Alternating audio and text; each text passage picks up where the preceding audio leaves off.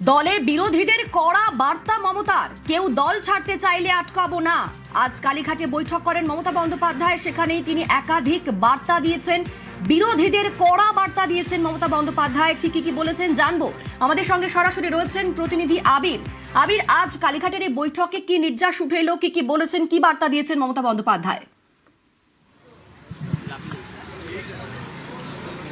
প্রথমত হচ্ছে নির্বাচনে যারা পরাজিত তৃণমূল কংগ্রেসের প্রার্থী তারা আজকে বৈঠকে হাজির হয়েছিলেন এবং তুমি জানো যে গত কয়েকদিন ধরে তৃণমূল কংগ্রেসের একাধিক নেতা তারা পরস্পর বিরোধী মন্তব্য যেমন করতে শুরু করেছেন, ঠিক একই রকম ভাবে তারা যে ধরনের মন্তব্য করছেন তা নিয়ে প্রশ্ন উঠেছে যে দলের অন্দরের অনুশাসন এবং শৃঙ্খলা নিয়ে।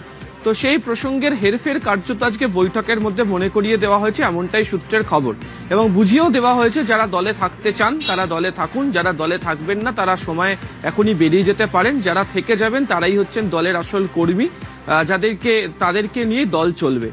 দ্বিতীয়ত সূত্রের খবর, তিনি বৈঠকের মধ্যে মনে করিয়ে দিয়েছেন যে দল নতুন করে গড়া হবে, যে সমস্ত জায়গা নতুন করে মনে হচ্ছে যারা দলের কাজ করবে সর্বক্ষণের জন্য কর্মী যারা রয়েছেন তাদেরকে নিয়ে দল পরিচালিত হবে।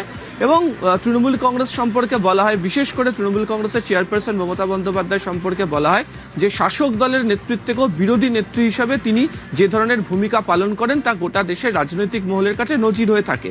এই মুহূর্তে দাঁড়িয়ে মমতা বন্দ্যোপাধ্যায় তিনি বিরোধী নেত্রী হিসাবে তিনি রয়েছেন।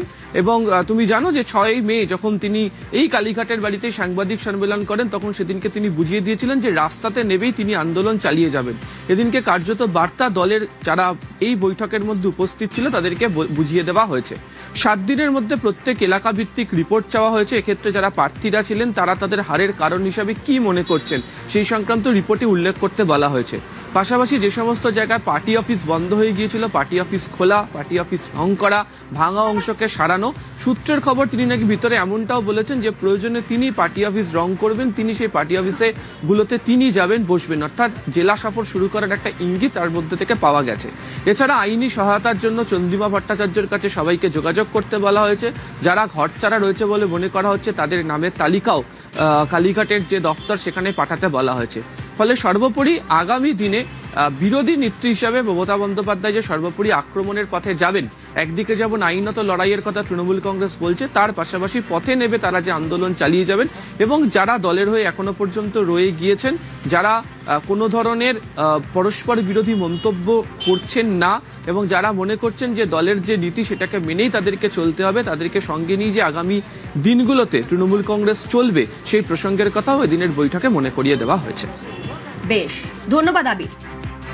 কালীঘাটে আজ বৈঠক করেন মমতা বন্দ্যোপাধ্যায় এবং সেখানে দলে বিরোধীদের কড়া বার্তা দিয়েছেন মমতা।